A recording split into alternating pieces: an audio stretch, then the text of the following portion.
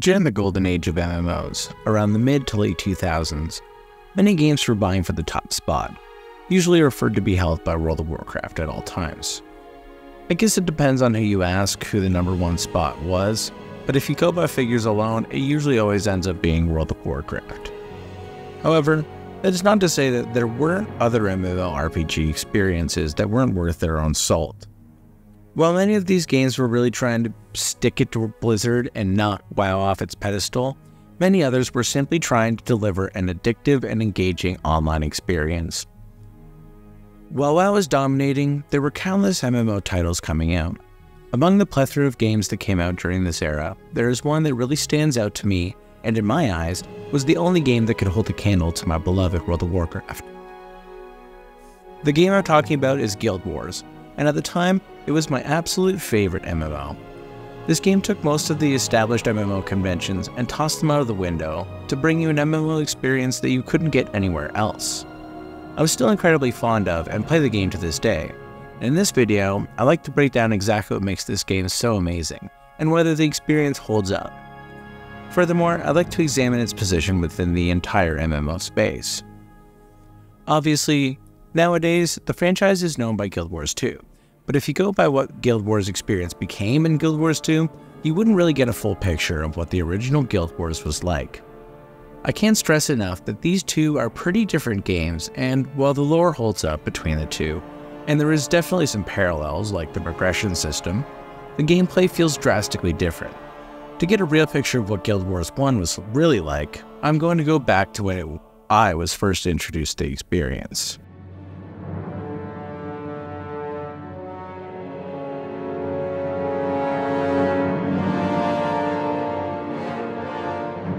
To be honest, like many, my first MMO was of course World of Warcraft.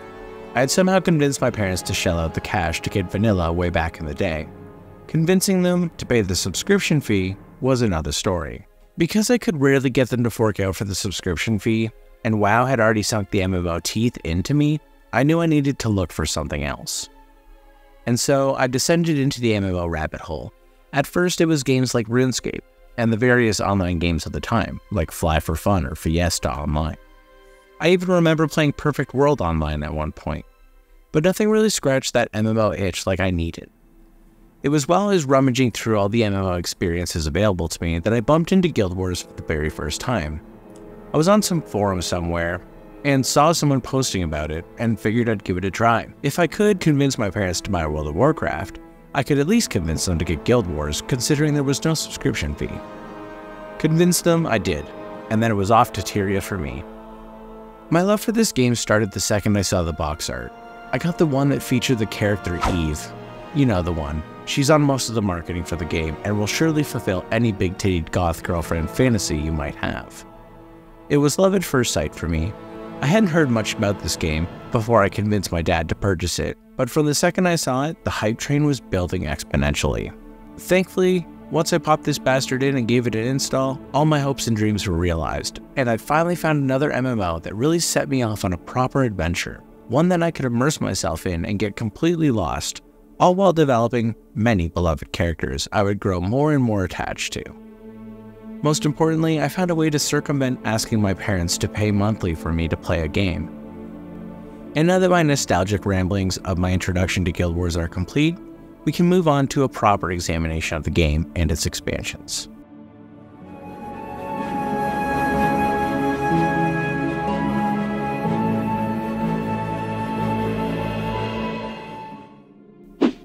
Guild Wars was developed by ArenaNet, published by NCSoft, and first released way back in April 2005.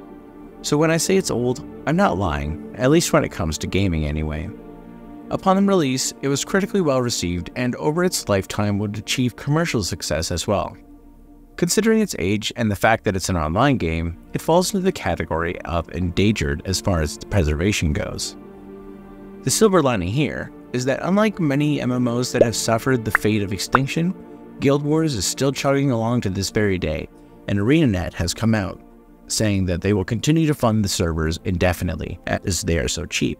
This is great news, frankly, and paints ArenaNet in such a good light relative to many other developers in the industry, let alone the MMO space. Interestingly enough, NCSoft has published another one of my favorite MMOs that unfortunately went tits up, that being WildStar. At least I still have my Guild Wars. Anyway, like I've stated, Guild Wars was not your run-of-the-mill MMO. Sure, it had a lot of similar features, but there was so much that Guild Wars did to differentiate itself.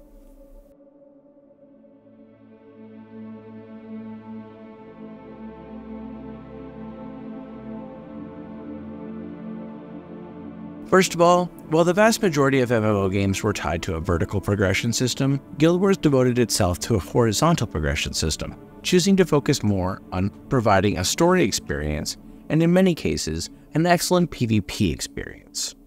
You see, Guild Wars doesn't have a gear treadmill, and once you've obtained the best gear relatively early, you won't find any upgrades insofar as stats go.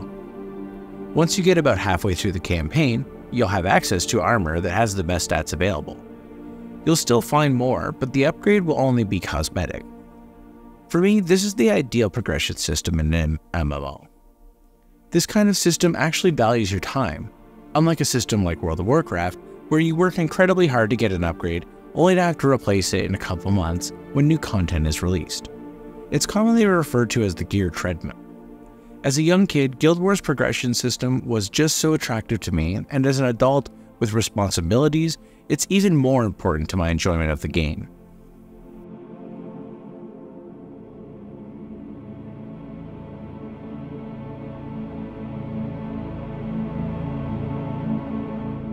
Guild Wars came at a fledgling time in the MMO world.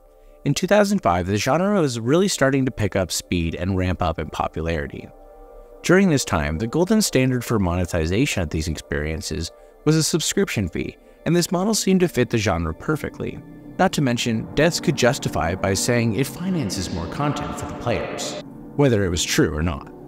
All the big players had subscription fees, whether it be World of Warcraft, EverQuest, or even with some caveats, RuneScape. Despite being wildly popular and in many cases successful, this model would not find a home in Guild Wars. Instead, the model Guild Wars employed was the traditional one of buy to play. You purchased the game once and could play it to your heart's content, with access to all the content, and this applied to all the Guild Wars expansions. Personally, this is my favorite model, and whether or not you have the money for a sub, it's always much preferred.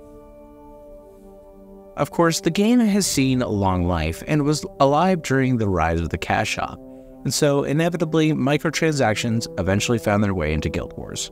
Thankfully, the only things you find here are cosmetic or quality of life upgrades. There was one thing you could buy, though, that could potentially make the game much easier for you. This was the mercenary system. I'll get into it more later, but it definitely can make gameplay easier, especially for solo players. Like most MMOs of the era, Guild Wars featured expansion packs that released regularly throughout its life, before Guild Wars 2. These expansion packs were critical to the monetization structure of the game, considering there was no subscription fee, and one thing that these expansion packs illustrate is the ArenaNet's devotion to providing value. Not only are these expansion packs great additions to an already amazing game, but they're totally worth their price. All in all, there were 3 expansion packs, starting with Factions, then Nightfall, and finally Eye of the North. Every pack introduced a brand new area of Tyria to explore. For Factions, it was the Asian-inspired land of Cantha. Nightfall brought us to the province of Alona, and Eye of the North expanded much upon northern mainland Tyria. Of course, in these new areas was also tons of new content to experience and explore. Also, with Factions and Nightfall, 2 unique professions were introduced for each expansion, those being the Assassin and Ritualist for Factions, and the Dervish and Paragon for Nightfall. It was so fun being able to really flesh out the world of Tyria with the storylines and campaigns. These expansions brought a lot of content that was totally worth their price point, and came at a time when it was commonplace to rip consumers off with microtransactions or DLCs. Not ArenaNet though, so this further casts them in a good light.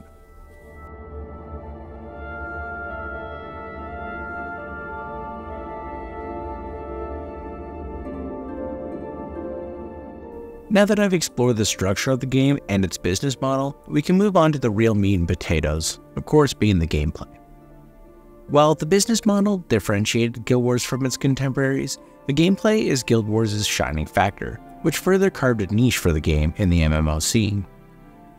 Guild Wars did so many things different, but among the most important things it did was it took a page out of all the famous card collecting games like Magic the Gathering and created a skill collection system that I've never seen in any other MMO. Traditionally, when you were building your character, you would only have a specific selection of skills, which were relative, usually to a specification system. Guild Wars had a rudimentary spec system, and when you chose your profession, you got access to all the skills available for that profession. As you progress through the game, you could buy new skills and further play with the build of your character. There's also the so-called elite skills, which must be obtained by using a skill called a capture signet on an elite level enemy that carries that specific skill. It quickly turns into what feels like a collectible game, and it's all for the better as there are so many skills that the combinations are endless. To further add nuance to the skill system, when you make a character, you choose one profession, and quickly as you progress through the story, you get to choose a second profession. This augments the gameplay drastically, and makes build crafting in theory second to none in the MMO scene. Also, when creating a character and selecting a profession in Guild Wars, it presents the player with the unique option of making a story character or a PvP character. Story characters could have access to all the content, but would start at level 1 and have to progress their way up to 20, which was the level cap. And PvP characters started at level 20, but could only access the PvP content, as you would assume.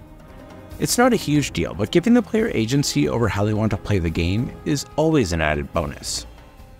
On top of the progressions and the character creation, Guild Wars features 6 base classes and professions, and the factions and Nightfall expansions both came with 2 new professions each, bringing the grand total to 10 professions to choose from.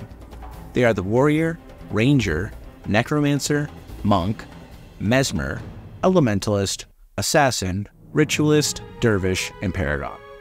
Each class provided a unique approach to the gameplay, and considering you could mix 2 classes together, the potential for varied gameplay is quite high. This also meant that you could test out a profession before you decided to take the plunge and make a character under that profession. Most classes in Guild Wars reflected other classes in other MMOs, but the added Guild Wars touch. Among the varied professions, there were a few classes that were quite unique and that stand out to this day in the MMO space, those being the Mesmer and the Ritualist. And I'd maybe lump the Dervish and Paragon in there too.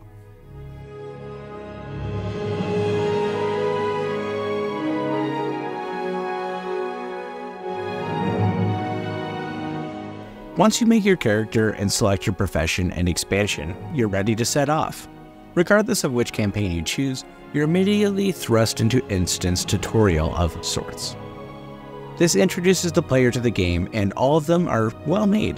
The base game even provides a longer tutorial experience known as Pre-Searing Ascalon that comes with its own unique gameplay challenges and rewards, the only exception to the introduction to any campaign. Nightfall also comes with a more robust introduction, as it introduced a new gameplay mechanic called the Hero System that changed so much about the standard gameplay for Guild Wars. The primary gameplay loop is of course what you would expect from any MMO. You run around the game world completing quests, gaining experience, and leveling and building your character to take on new challenges. The level cap was low, being level 20, which further added to the focus of build crafting and horizontal progression.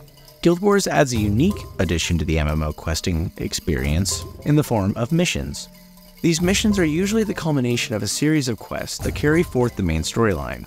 They are launched from hub zones, allowing players to organize and form parties before setting out on the mission.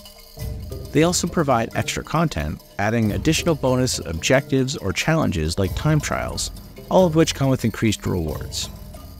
Plus, these missions usually contained in-game cutscenes, which at the time were far and few between in the MMO world. Players would work on completing quests and missions till eventually they would arrive at specific campaigns ending. Each expansion brought a new campaign players could complete on any role-playing character, and were free to travel between them after getting to a certain point in story progression. This deep focus on a narrative-based MMO experience really differentiated Guild Wars among its competitors.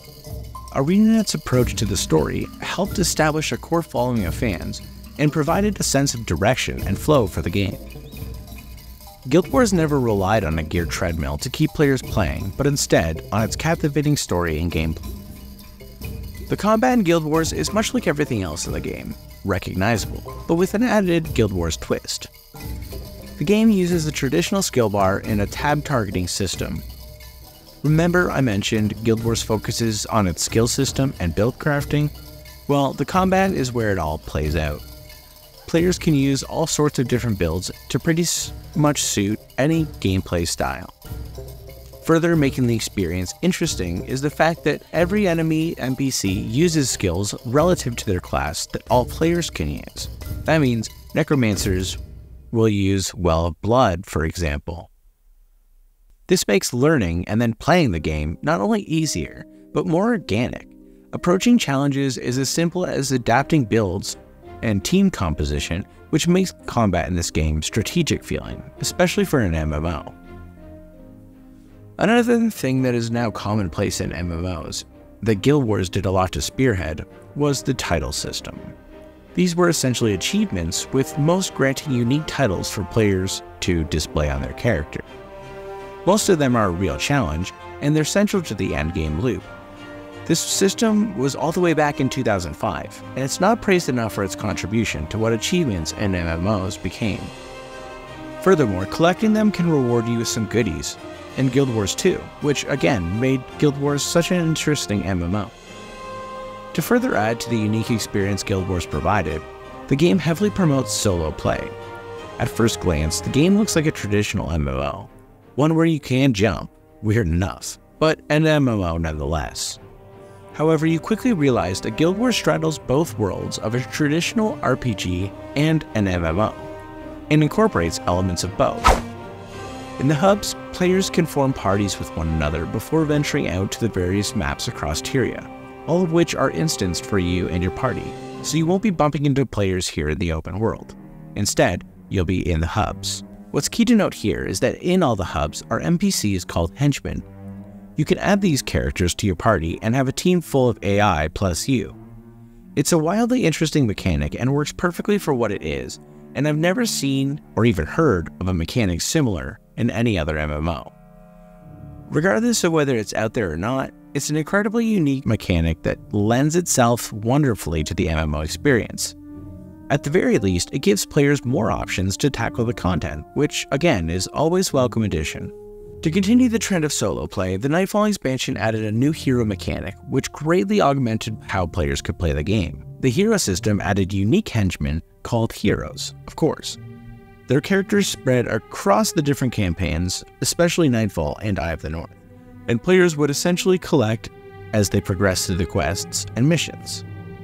The unique aspect of heroes was that they were fully customizable with skills, weapons, and armor, so players had a lot more to control over the composition of their solo party. Furthermore, the system added new ways of ordering your heroes and henchmen around, which again made combat a lot more tactical and responsive. Another interesting component present in Guild Wars gameplay was that there wasn't much of an end game. Of course, the end game with horizontal progression systems is always blurry at best, but I'm talking about after you've finished all the campaigns. A lot of the endgame consisted of grinding a few select maps like the Underworld or Fissure of Woe for money and materials to collect all the armor and cosmetics. The rest was replaying the missions and maps to collect precious titles. Like any other MMO, the endgame, whatever you could call it, was a grind fest. Overall, the gameplay of the original Guild Wars was addictive and interesting. It was doing so much different from every other MMO of the time, and really filling a demand where no one else was. The structure of the gameplay and game world allowed Guild Wars to inhabit this unique place between traditional Western RPG and full-blown MMO. It was by no means a run-of-the-mill MMO, and worked tirelessly to provide a unique experience.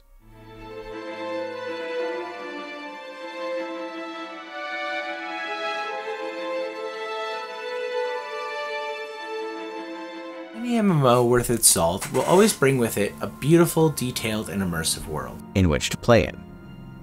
Guild Wars is no exception. Tyria is absolutely teeming with beauty, and works tirelessly to immerse the player in the world and the story that takes place in it.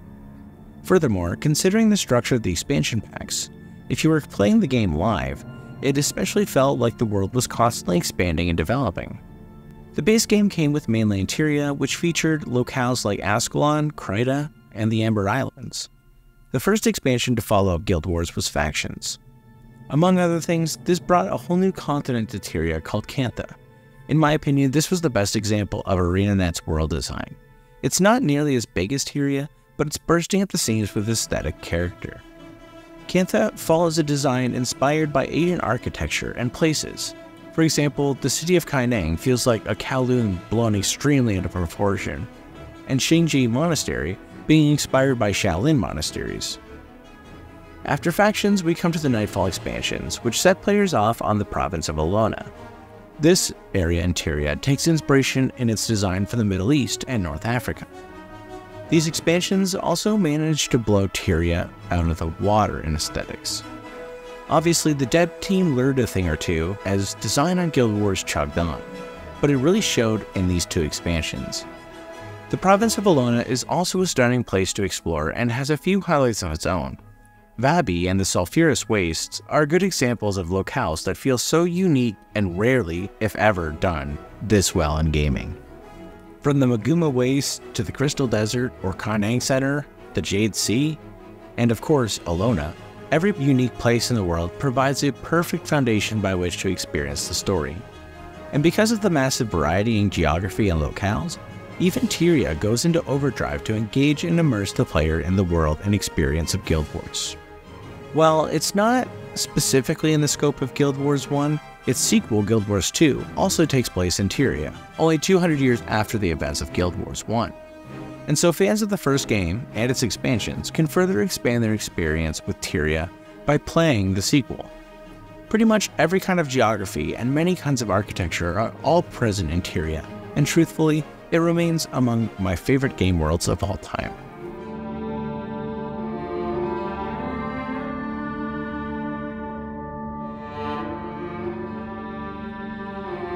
When it comes to PvP in Guild Wars, it definitely wasn't the main focus. That isn't to say it doesn't deliver an amazing competitive experience, however. The PvP in Guild Wars was weird. On one hand, the PvP types were simple, addicting, and fast-paced. On the other, once factions got involved, PvP took a different turn, and new modes tied to the PvP experience to new locations in Cantha, which were part of a faction war between the two groups known as the Luxans and Kurziks, or as we like to call them back in the day, the Suxans and the Kurdiks. These new additions to the PvP experience didn't make it worse by any means. It actually made it much better. What was weird is that, like a lot of other things Guild Wars did differently, the PvP would become something quite different from what other MMOs were doing. By its nature, PvP in Guild Wars was next level. The low level cap and the horizontal progression system, as well as being able to create PvP-only characters, make the game type incredibly accessible and very skill-based. Not to mention, the focus on build crafting was a perfect match for PvP. Overall, while strange at first glance, the PvP in Guild Wars is among the best for its time. Now, the game is called Guild Wars, and yes, it's tied to the lore, but the gameplay at first will leave people scratching their heads wondering where all the Guild Wars actually are. But fear not, Guild Wars did introduce some Guild vs. Guild PvP mode. It was awesome and again, played differently from other MMOs of the time. Battles took place in various guild halls and saw two guilds trying to take each other's lord out first. It consisted of 2 teams of 8, and considering the smaller size of the guild halls, was an action-packed romp of PvP fun. Without a doubt, Guild Wars was made whole by the PvP experience, and particularly the GVG.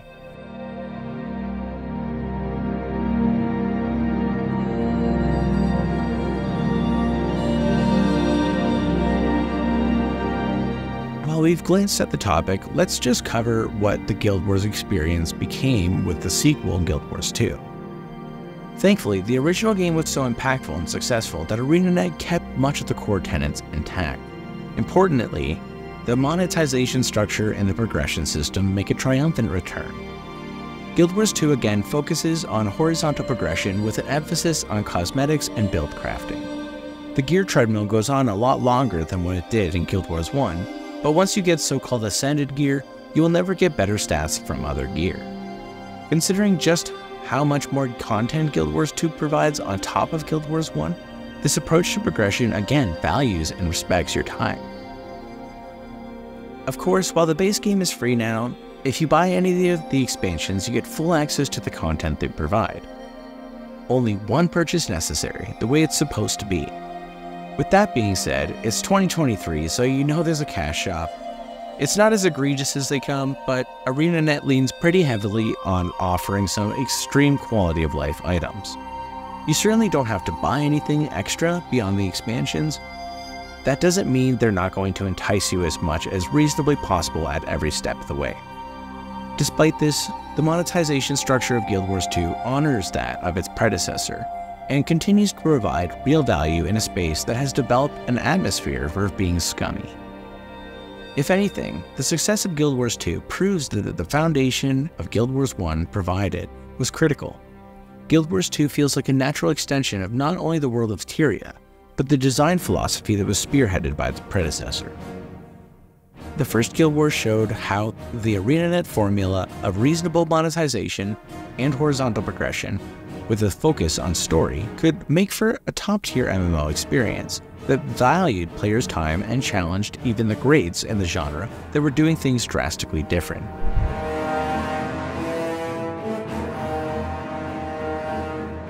If I haven't made it clear yet, Guild Wars is definitely one of my favorite, if not my all-time favorite MMORPG experience. There's a lot to explore here and plenty of fun to be had. The world will easily immerse you, the story engage you, and the gameplay entertain and challenge you. The game came on the heels of World of Warcraft's release, and persisted at a time where WoW Mania was in full force. It presented a very different kind of MMO experience. Guild Wars pioneered the horizontal progression system in MMOs, and had a reasonable monetization practice that helped make ArenaNet among the good guy Gregs of MMO developers. The gameplay of Guild Wars was so unique, and the game straddles that line between traditional RPG and MMO. The skill system was so compelling, and seeing the various builds you could create in action was awesome. Following the evolving narrative through each of the expansions was fun, and provided tons of content for players to enjoy. Even looking at this game through the scope of modern MMOs, it easily holds up, and considering you can still enjoy the game in its full splendor, another outlier for MMOs of the time. Retrospectively, Guild Wars easily earns itself a place in the annals of MMO legends. Surely it is at least worth checking out, even if you just play some of the base game, yet I would push you to buy the deluxe edition with factions and Nightfall to get the full feel of the game. The community is obviously not nearly as large as it used to be, but it still thrives in its own right to this day, and would be totally welcoming to you if you ever decided to join us in Tyria. Thank you everyone for watching. Did you play Guild Wars when it was live? If not, I hope I've enticed you to check out this game with this video. Let me know what you think in the comments. Don't forget to leave a like if you enjoyed, a dislike if you didn't, and I'll catch you in the next one. As always, take care.